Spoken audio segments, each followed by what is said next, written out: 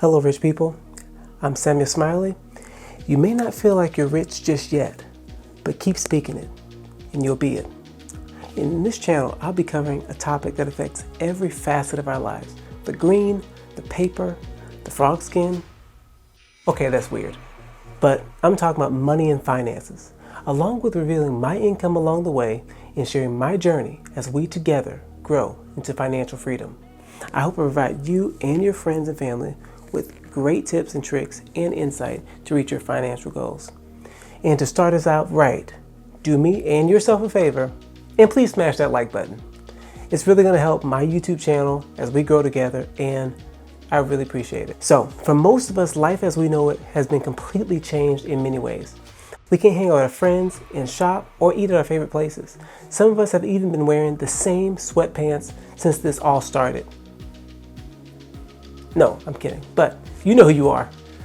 Not me, of course. But some good news, the federal government has started to send millions of adults checks as part of a massive $2.2 trillion stimulus bill, aiming to dissuade an economy spinning from the virus outbreak of up to $1,200 apiece. And you may have received your money already, but wait, I've got about 5 options I want to go over with you in this video, so stay connected. Let's go.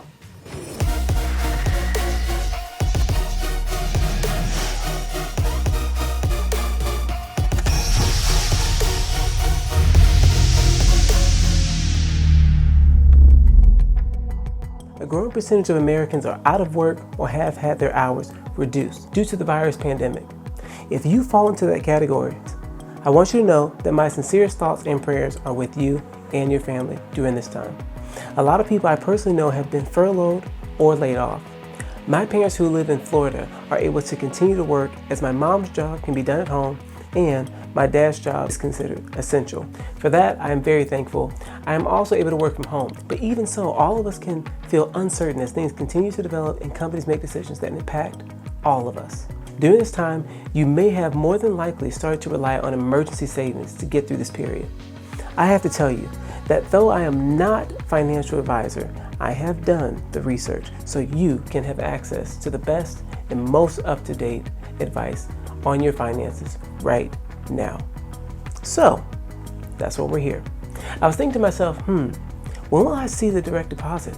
How much will it be? They said $1,200. Is there going to be taxes taken out? And what should I buy? And if you're wondering the same thing of how you should spend your money, or if you haven't thought about it, you're in the right place. I want to provide you what financial advisors recommend along with a few tips I have myself about what to do with that stimulus check or how you can budget the money if you lose your job during this pandemic. Millions of Americans have already started to receive stimulus checks from the IRS at this very moment. A record 6.6 Americans applied for unemployment benefits just last week. For many, the main priority will be obviously used for paying rent or mortgage, buying food and other essentials, or going toward other bills. Uncertain times often call for unprecedented measures. For others, job security is up in the air, and by now, you're probably thinking of ways to cut down your expenses during the virus breakout. I know I've already started to do this myself. So, option 1, eliminate expenses you don't absolutely need. Make a budget and prioritize all of your needs and commitments. Obviously, keeping your family fed and safe is of utmost importance. Outside of that, now is the chance to get a little lighter and start your path towards a word I love, minimalism. And by doing so, save a little cash. Make a list of everything you currently spend money on and circle the items that qualify as wants. Consider things like shopping, TV, or eating out. And these include subscriptions, takeout, clothes, or electronics. Pause any recurring subscription and make an effort to cut back on online shopping, period. Remind your family to turn off the lights when not in use. Take shorter showers. Don't run the water while brushing your teeth. And run the dishwasher and wash machine at low peak hours, which is usually after 7 p.m. Credit to my mom for working for the power company. Thanks, Mom. All right, drop the temperature in the house for around 2 degrees or wear a sweater or open the windows if it's warm. By doing this, you can lower your utility bill and make it more manageable, which we all need right about now. Option 2, pay bills. Now, I know this one doesn't sound fun at all, and it even hurts to hear it, especially in times like this. But wait, there's more. First, start with seeing and investigating if there are any bills that you can defer to pay later. The good news is that many banks and financial companies are already waiving fees and deferring payments for customers impacted by this pandemic. So call your bank and credit card company to see what they can offer you. This also includes reaching out to your local utilities for pause or deferred payment options as well. So, to homeowners who lost your job or income during this public health crisis, you could be eligible to have your mortgage payments also paused or lowered. And if you haven't already thought of doing this, and it may be a good idea to add this to your to-do list, because according to CNBC, federal regulators are ordering lenders to offer homeowners flexibility or pliability. Thanks, Tom. You can also do this with your school loans and defer them. However, for me, I have chosen to continue paying my school loans, which I have set up on automatic payment. That's because I'm a good boy. And no, seriously, not to make light of any of this, when it comes to paying your bills, it may be impossible to pay them in full. However, you want to come out on the other end of this tunnel with your head above the water. And if at all possible, if you can pay it, pay them. And if you have one lender or credit card company that won't give you a little wiggle room, pay what you can. You can do it. Remember, there are millions in the same situation. So take a deep breath and know that we're in this together. Also, don't overbuy out of fear. I get it. You only like the soft toilet paper. I know I do.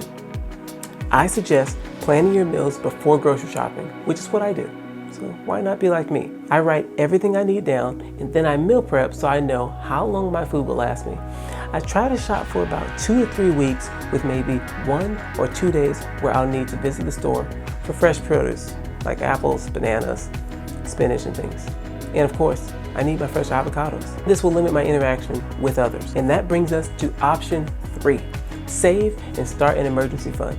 Most, if not all of us, are already saving some money right now without even thinking about it. Saving on low gas prices, or, like me, not driving at all. Which I love because I like saving every dime I can. So if you're in the place where you're in a pretty safe spot, save that check. Plus, if you're getting a tax refund or have canceled travel plans, you can push that money to better resources and better use. When you receive your tax refund, you should move those funds into an account, separate account. I would recommend placing it into a savings account that you don't have easy access to. This is where you can have a strong emergency fund. That's where your money's at. Typically 3 to 6 months of saved money. And in this situation, I know that there are a lot of us who wish we had already done this sooner. Me alike. Yes, tell me about it. The emergency fund should be located in a highly yield online savings account. Some online accounts can even offer annual percentage yields up to 1.7%. But I'll cover this topic in more details in videos to come. If you work from home, I would suggest saving your sick days and vacation days in the case you need them, since some people are getting sick and having to not work for 2 weeks. Hold at least half of the stimulus check on hand at minimum, depending on your situation. I myself am currently saving 50% of my income for the next coming months, and I plan on saving the entire check as part of my 6-month emergency fund. I'll keep you updated as I build it. And we have number 4, paying down debt. And this option is if you are pretty financially comfortable. The debt that you should be focused on here is if you have credit cards mainly. As of November, the average annual percentage rate for a credit card stood at 14.80%. I definitely have one of those high interest cards, and I am not happy about it. Nevertheless, I feel pretty secure. So I have decided to pay down all my credit cards, and that's exactly what I did, because that's within my timeline. I started out the year towards getting debt-free, and I wasn't going to stop now. Also, this helps with my goal of buying a house in 6 months after this hopefully blows over. And I have a contract to build right now, so I'm kind of trying to take advantage of the low interest rates. I feel comfortable with investing in this way in real estate, knowing that I'm still quite a ways away before I have to put down any money. So this gives me a little space and a little peace of mind and gives me some more room to even build up more savings.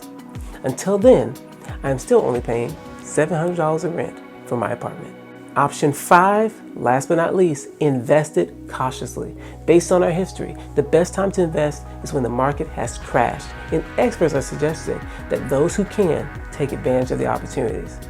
And an ETF that provides exposure to as many industries as possible is the way to go.